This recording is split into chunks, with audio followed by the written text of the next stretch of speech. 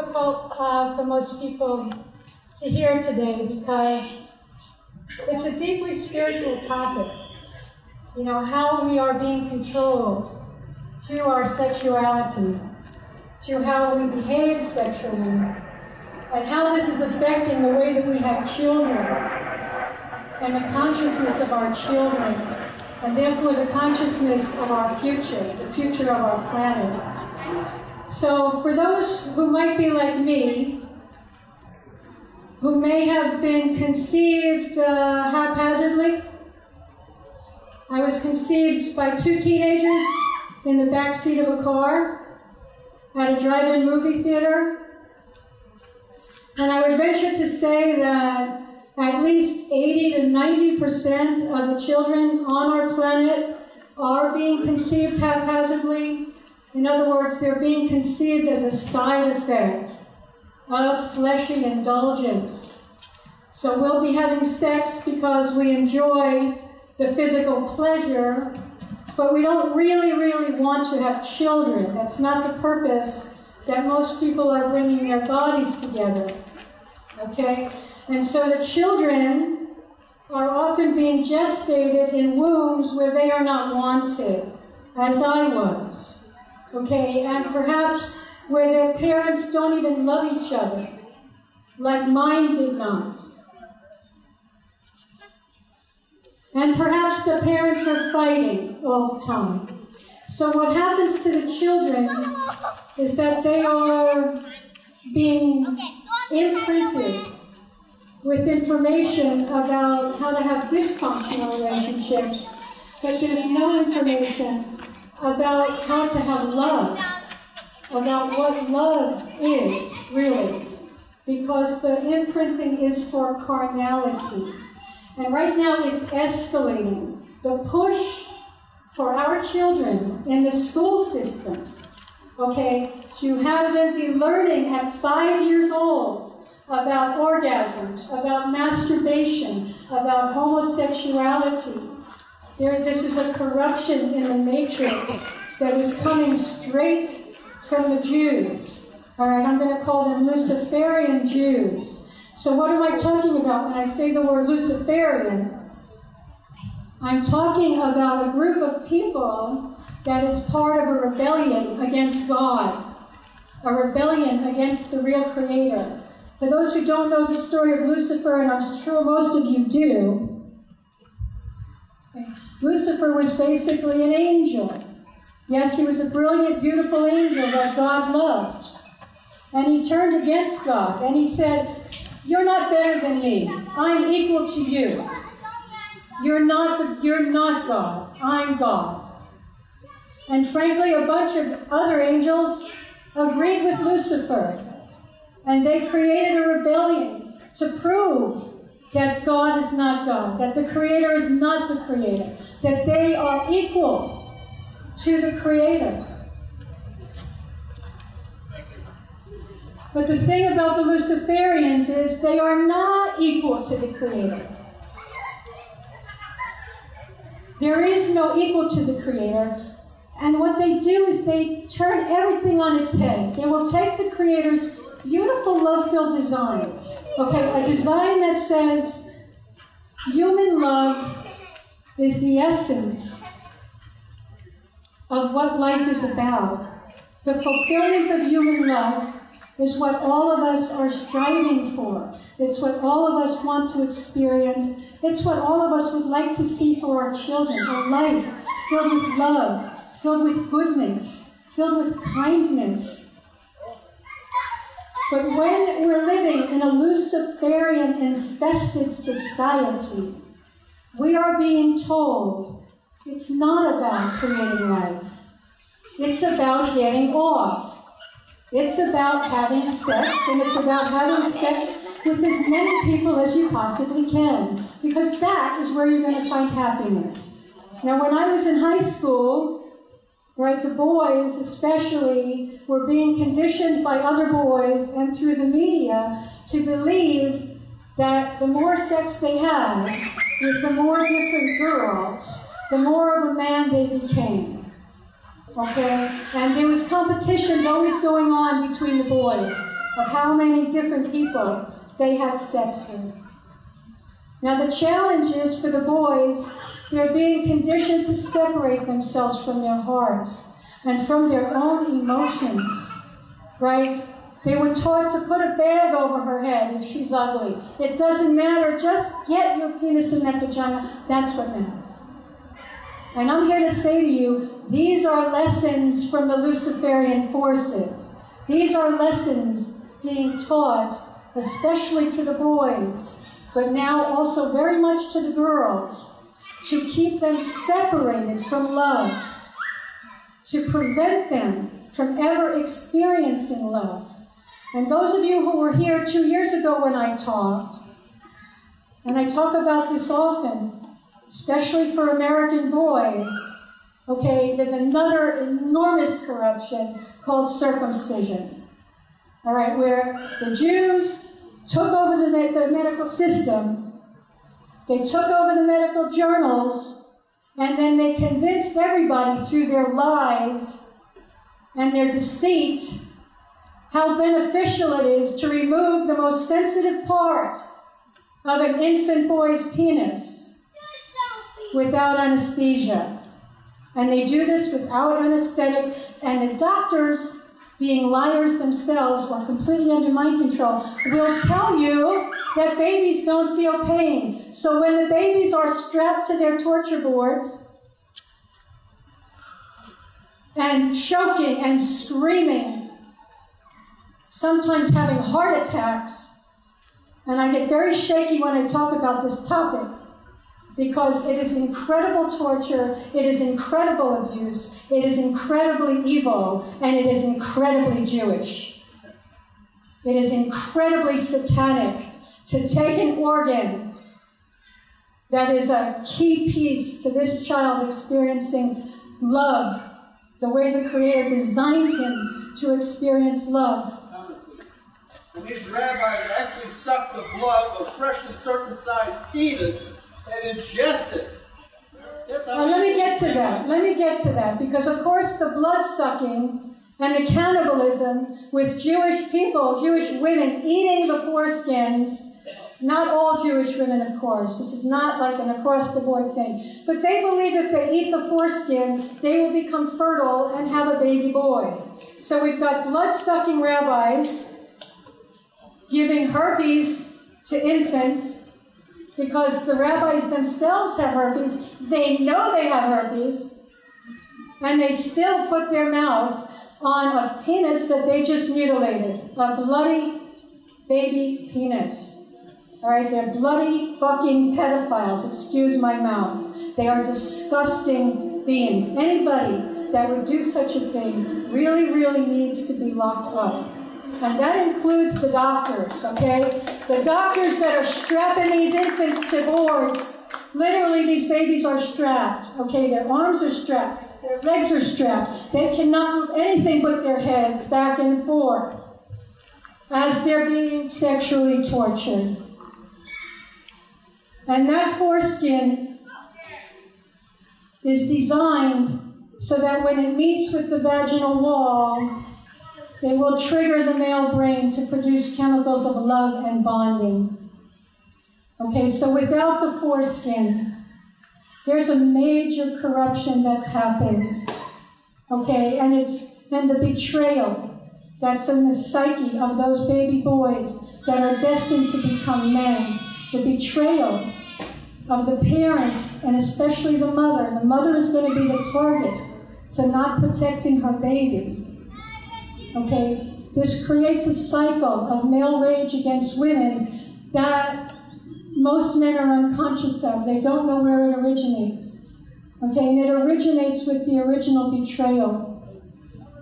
Now, anybody that's had a child, a male child, and had him circumcised is not to be blamed, although they need to understand what's been done, okay, because they're under mind control. If you hand your infant, a newborn infant, to people that you don't know and say, yes, alter his penis, obviously there's something mentally not right, because you haven't asked a single question about what this is. So the mind control runs very deep.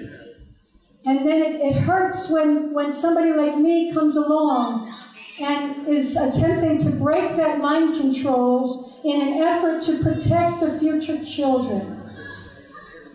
All right, it's very painful. And I want to stress that I'm sorry. I'm not wanting to create pain for anybody. That's really not where my heart is. On the contrary, I'm trying to save people from experiencing so much pain. The pain that I've had most of my life, for example, of being imprinted with lessons only in dysfunctional relationships because my parents didn't have a healthy relationship. There was no love. The love was carnal. The love was carnal-based, and there's a difference. If I ask the community here, how many people have ever experienced authentic human love, I wonder to myself if people actually know what that feels like. Because most of us are drawn to each other based on physical appearance. Yes, and based on a sexual desire to want to be with that person. But actually manifesting someone with whom you can look in their eyes, simply look in their eyes, and your brain activates and your whole system floods with oxytocin and serotonin and dopamine and all of these neurochemicals of love, and it's massive. It is massively physical, it's physiological, it's an embodied experience of love. And it's different than an orgasm. An orgasm is a very stunted and fleeting physical thing. I don't care. People will talk about how deep it was and how we're traveling to other dimensions and all of this stuff. Okay, really it's not anything near. When you listen to a mother, okay, who has given birth to a child that she conceived consciously with her partner, and that she was able to give birth at home, not in the Luciferian occult temples called hospitals, but giving birth at home in a field of love without the interference of the dark forces. The mothers will say things to you such as, I had a birthgasm. Okay, it's very different than an orgasm, because in an orgasm, they come up feeling short. Some women will cry after an orgasm. Most men will feel depleted after an orgasm. Okay, with a birthgasm, right, there's a fulfillment, because you're bringing God through into this dimension, through the creation of a life with someone you deeply love, and you want to bring your love into eternity through the creation of life. This is a whole different consciousness and a whole different approach to how we are going to move our planet forward. And I can't encourage people enough to give what I'm saying consideration, even if it's hurtful, because we've circumcised our kids, or we've created kids unconsciously, and our children are suffering, and we're suffering because we're watching our children suffer, or we're in bad relationships because we became pregnant with somebody we didn't love. All of this is programming that's caused us to do this. Every aspect of this is programming from the Luciferian Jews. All right, they are behind it. And why is that? Why do they care about creating things like artificial reproductive technologies?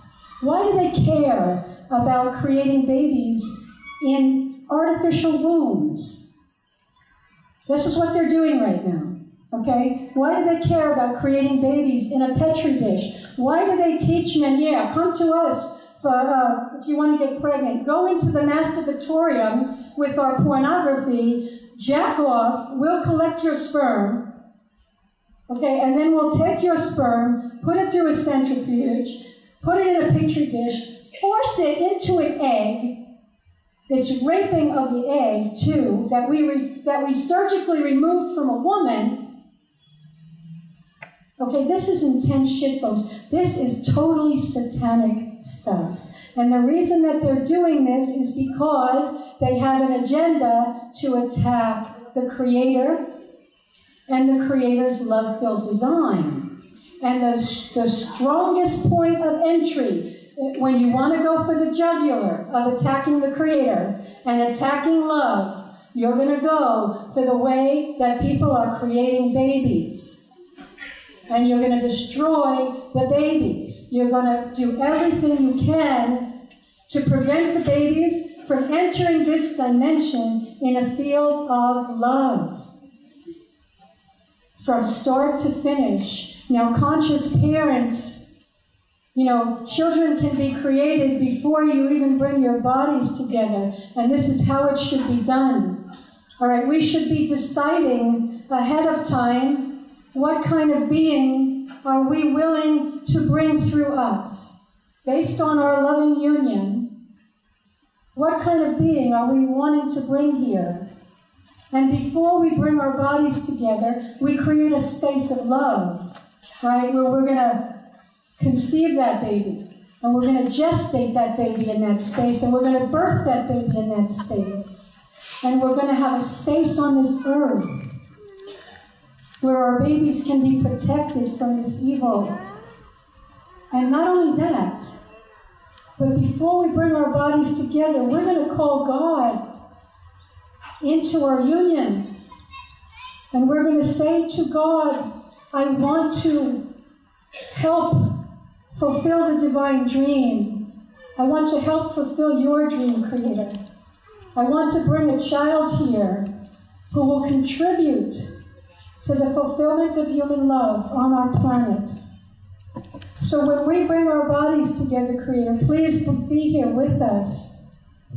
And please hold the hand of our child as our child's coming, beautifully tripping through the stars into the womb of the mother. Hold our hand, Creator, and hold the hand of our child until the child is safely in the womb. And be with us every step of the way during this gestation and birth and during the raising of this child, so that this child will not be stunted by the Luciferian technocratic influences. All of us are in pain. All of us. Most of us have been born in hospitals. Most of us have been conceived haphazardly. Most of us, many of us, have come from divorced parents, for example. Okay. That means there's enormous pain, and that means many of us have been created in the likeness of Lucifer's program instead of the Creator's program. And what does that mean? We are going to suffer. We're going to hurt for most of our life. We're going to sense, remembering that our coding, our genetic coding is really for love, that there's a blueprint, there's a design that the Creator has given us that has been totally messed with, totally, through mind control, and through us being sloppy and buying into it. One of the most important things any of us can do at this time is to get a hold of our carnal behavior. And this is more important than anything, especially for young people of childbearing age, and to help our children deprogram from what the schools are teaching them, from what the media is teaching them, from what the music industry is teaching them, because everywhere you look, these kids are surrounded by messages: have sex, have sex, have sex. Here, put on this condom, and then it's okay. Have safe sex. All right, we won't mention safe sex means, here, let me put on this piece of rubber and create a barrier between myself and my so-called loved one. And then we're going to watch the men release their sacred, life-creating potential into a piece of rubber or plastic or whatever they're made out of, spit it out, and throw it in the trash or flush it in the toilet. Hey, Creator, I don't care about your life-creating program. Flush it down the trash. flush it down the toilet. All I want to do is get off. That's what a condom says, whether we're conscious of it or not. My objective is to get off. I am not interested to create life. Therefore, I am not interested to be part of your design, Creator. I'm going to now align myself with the Luciferian forces, which is really what we're doing every time we do something like this. And I'm not preaching to you from a place of holier than thou, because I also come from a background of being a sexual priestess. Okay, I have facilitated numerous orgasms. And I have contributed to the evil with what I was doing while I was under mind control. And it has taken me at least 10 years, right, to try to clean up my field and to absolutely commit to not having sex in this way. I will not. There's no reason for it. There's no benefit. It is spiritually harmful. It is psychically, emotionally harmful. So this is like debunking all the lies around sex, which is one of the hardest things for us to get a handle on, because people like their sexual pleasure, and especially if we're already in a relationship where we're having sex, right? It's damn near impossible unless both partners really integrate what I'm saying. And I recommend reading the Ringing Cedars books if you do want to integrate this, because the Ringing Cedars books will help you. They helped me tremendously understand what I was doing and stop. I was extremely, extremely promiscuous.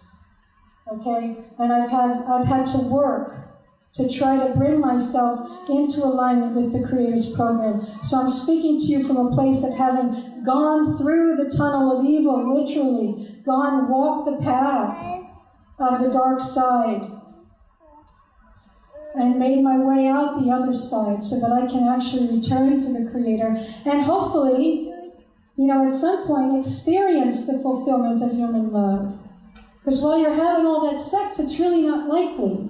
In fact, if you're having sex without really loving people, all right, every time you do that, you're going to get further away from experiencing the real deal. And that's the truth. So why aren't we telling our teenage boys this information? Why are they being taught the exact opposite? Why are they being circumcised? And why are the girls now being taught to act like strippers when they're 8 years old? This is all Jewish, folks. Every aspect of this. As you know, the Talmud says it's okay for them to have sex with 3-year-olds. And so normalizing pedophilia is what it's all about. Okay, making sure that they get their hands on the children and that they destroy the innocence of the children and the purity of the children and the possibility for the children to experience the fulfillment of love. This is their game. And we have to pull ourselves out of it and also encourage the Jewish people themselves, who are deeply infested in an incestuous, child-raping, infant-torturing, genital mutilating, human and animal sacrificing, land-stealing. It's a genocidal, satanic cult. That's what Judaism is. And everything they put their hands in turns itself to the dark side, because they worship Lucifer. Because this is who they are. This is what they are. I don't think all Jewish people are aware of that. But all Jewish people are programmed. Okay, if they're handing their babies over to be cut genitally, they're programmed, and so are we. And God, do our children need protection? And for the men especially, this is so important for the men to understand how they've been harmed, because if they don't understand it, very often they'll demand that it happens to their children and their grandchildren, and thereby pass on the trauma so that it becomes intergenerational. So for the men, right, it's so important to protect. That's the role. One of the most important roles of the masculine is to be a protector. And you give birth in a hospital, and the men can't even protect their wives or their kids. Right? They totally lose it, especially if they're circumcised. They go into shock as soon as they get in the hospital. Let me explain that to you just a little more. I don't know how much time I have, but when a baby is circumcised, okay, they will scream, and then suddenly they'll stop screaming. You'll see the eyes glaze over. The breathing slows down, the heart rate slows down, the blood pressure drops. Okay, this means the child has gone into parasympathetic shock. All right, and what this is dissociation. Those involved in trauma-based mind control, the Luciferians, okay, they're looking for that state of dissociation in children. They want that to happen because that is when the spirit leaves the body. Out goes the spirit in the moment of dissociation, and then in can be called an alter personality that will be in service to the dark side. And you better believe this is why so many people are in service to the Jews, because so many people have dissociated. Dissociation is now happening to girls as well in the womb. Ultrasound is a major, major attack on our children. Ultrasound is a weapon. It is a weapon, and it is causing children to dissociate in the womb because it is so damn loud and so damn terrifying. Adults can't hear the ultrasound frequencies, all right, but young people and babies can hear it. And to a baby, it's like being in a subway station when the trains are rolling in. That's how loud it is, on top of which it heats the body. Okay, it causes extreme burning. You can put an egg in a thing of water, okay, and expose that water to ultrasound frequencies, and the contents of that egg will be cooked without touching the shell. The shell will be perfectly fine. The contents of the egg are fully cooked. So what do we think is happening to our babies who are in the amniotic, oceanic, watery sac through which the ultrasound frequencies are being blasted? Do we think that maybe babies are being born with what looks like an okay shell, a normal body, but that their contents, that their organs, that their genetics, that their reproductive system is being altered? Did you know that if you expose the adult male scrotum to 2 15-minute blasts of ultrasound, it will stop sperm production?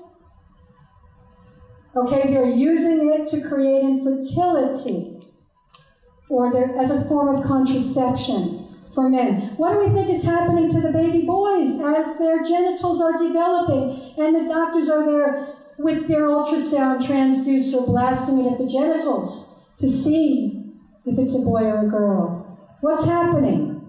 What's happening to the reproductive system of our children when right now women are being exposed to 10 ultrasounds? 10 to 17 is a number that I've heard for a normal, low-risk pregnancy. And I'm telling you folks, it disrupts our genetics, it disrupts brain development, especially cortical development. Now the cortex is the part of our brain that allows us to communicate with the divine mind. And they're going for it big time because they're destroying proper development of the cortex through ultrasound. So the attack on our children is very, very serious. It's massive, and it's happening through the medical system. It's happening through what we call prenatal care, and it's happening through what we call hospital birth. When I was born, my mother was given a drug. They called it twilight sleep. Anybody here familiar with the concept of twilight sleep? Basically, it's a mixture of Demerol, which is an opiate drug, and scopolamine. Scopolamine, they call it devil's breath, because anybody that induces scopolamine, that takes it into their bodies, will do whatever you tell them. They'll empty out their bank accounts if you tell them to, and they won't remember. They'll forget everything. All right, so I was born on these drugs. My mother was put in twilight sleep. She was completely not present. And it's only gotten worse since I was born in 1958. Scopolamine is a drug that is constantly used in trauma-based mind control to create amnesia and compliance. And it is being used, of course, in hospital birth. And these damn opiates, the Pitocin, which is supposed to speed up labor or induce labor, because they're inducing over 1/3, forcing a baby out of the womb before it's ready to be born. Good job, guys.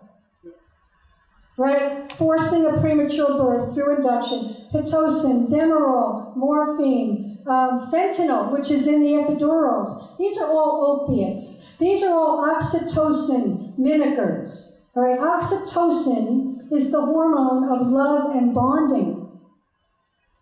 When you put any one of these pharmaceutical substances into the mother's body, she's not going to be producing the normal thing. Certainly not in the way it was designed to happen during birth. So if oxytocin's not present, that means trouble breastfeeding and trouble bonding with your baby. It also means postpartum depression. If you allow any of these drugs into your system, you and your baby are in danger. Because for baby, any of these drugs means baby's oxytocin receptor sites are going to be damaged for life. And do you know what that means? Opioid addictions later in life, because these kids cannot produce natural oxytocin the way they're supposed to because of what was done to them at their birth. So they're going to be reaching for the pharmaceuticals, oxycodone, heroin, whatever they can get their hands on. And they're going to become addicted because it is only through the synthetic substitutes that they can experience well-being. You have a question? Can you come up here? First of all, your presentation is boring and excellent, but I just want to ask this: how long? I do, but we'll talk later. Hey Jim, if you don't have a question about the presentation, please don't interrupt. If you're asking me how long it's going to go, I don't know. No, I want to ask one question: how long has ultrasound been around? Ultrasound has been around. It's been regularly done since the 1980s. It was created as a weapon in the early 1900s. As a naval weapon, right? They were using it to detect submarines because they could blast these frequencies through the water and it would bounce back images. Okay, but they knew 100 years ago when fish swim through the ultrasound, the fish explode. They've known for 100 years how damaging this technology is. I'm writing a book about this now. All right, they know that it is radiation. They call it non-ionizing radiation. I don't want to get too deep into this topic, but the majority of us have no idea what radiation is to begin with. And what man-made radiation is, it involves atom smashing machines and the destruction of the basic building blocks of life. And as the atoms are smashed and the nucleus is moved out of its orbit, okay, there's a desperation on the part of the pieces of the atom to try to put itself back together, just like every one of us is desperately trying to put ourselves back together. And it is that energy, the intensity of the atom trying to put itself back together that causes man-made radiation, which is very, very different than the radiation that the Creator has provided for us, such as that coming from the sun, which is extremely beneficial, deeply healing, transmitting all kinds of information and beneficial things to us. Okay, they will tell you that natural radiation is a problem also, because they're trying to convolute the fact that all of the problems are caused by man-made radiation and that the medical system is the #1 source The number one problem of causing cancer, genetic diseases, all kinds of problems with their radiation. But so they'll tell you, don't go in the sun, because natural radiation is a problem. They'll tell you radon is a problem, right? The natural radiation that's coming from the earth and the rocks. But radon is only a problem if it's in a technocratic building and it starts to build up. Otherwise, all over Europe, you can go to radon spas for healing. Okay, you can go to natural spots on the earth with this high levels of radon and get yourself healed, because this is the Creator's program. All right, but man-made radiation in all of its forms, all of these ultrasound, all of these tests, CAT scans, everything that they're doing is a completely different force. It comes from the forces of evil, and therefore, if we take it into our bodies or allow our children to take it into their bodies, okay, the chances for disease and dysfunction are going to be very high. And of course, the more you expose yourself or your children to it, the more damage is going to happen. Now, I want to say, there's something I wanted to share with you people before I stop. Because I want people to really understand the nature of what we're up against. I better put my glasses on so I can see this properly. First of all, we have two Bible quotes for those who really, really love the Bible. I think you'll appreciate these quotes if I could find my glasses. That would be useful, which I can't. Okay, so the quotes go like this. This is from the book of Revelations. The dragon stood in front of the woman who was about to give birth, so that he might devour her child the moment it was born. So contemplate that if you're a lover of the Bible. Now it's going even before the baby's coming out of the womb. And the other one I want to remind people of is, for we wrestle not against flesh and blood, but against principalities, against powers, against the rulers of the darkness of this world, against spiritual wickedness in high places. And that is from Ephesians.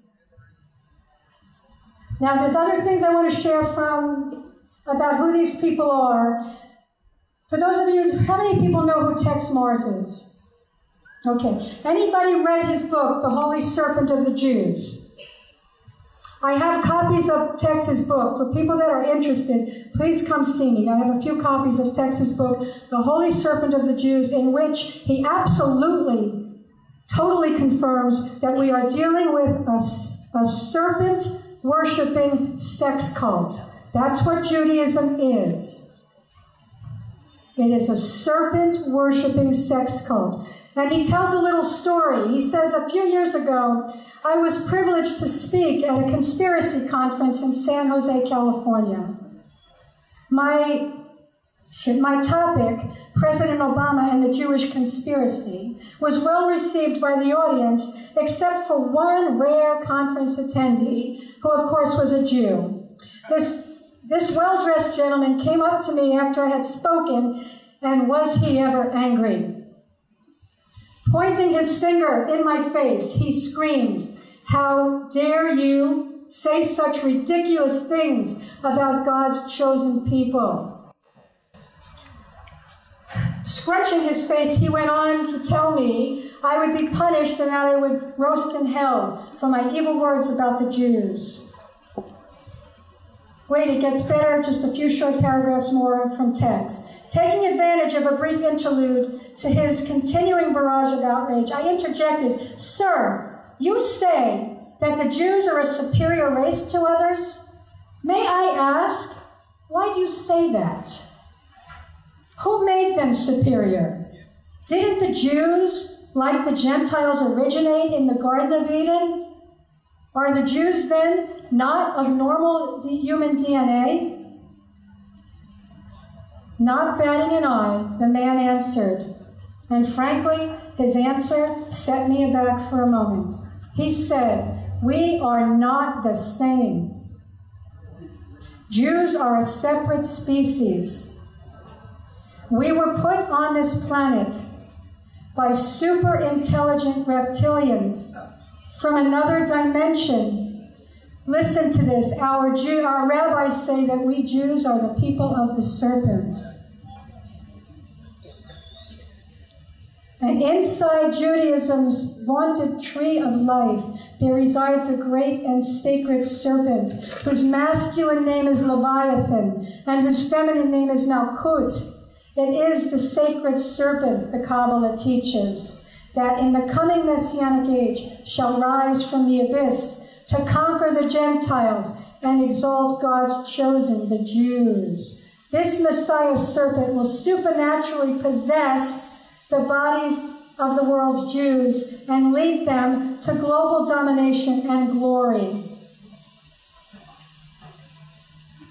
Now, I want to stress before I finish that I have quote after quote after quote here of the Jewish people saying exactly the same thing, that they are not from this planet, that they were forced here, they don't want to be here, they were forced here by their Creator with a purpose to take over the earth and to destroy God's design. And I know this is not easy for people to integrate, but if you saw all these quotes, you would begin to trust what I'm saying to you. We're dealing with a force that is not of this earth, and that does have an agenda to destroy us, to destroy our children, to destroy all of the pristine goodness and beauty of our world, and to destroy love. And the sooner we really understand how we've been participating in that, the quicker we're going to be able to reclaim things and also understand how they work. Okay, we have to understand our enemy if we are to really be able to conquer them. And they're getting to us through sex and the way that we create life. So thank you so much. Thank you.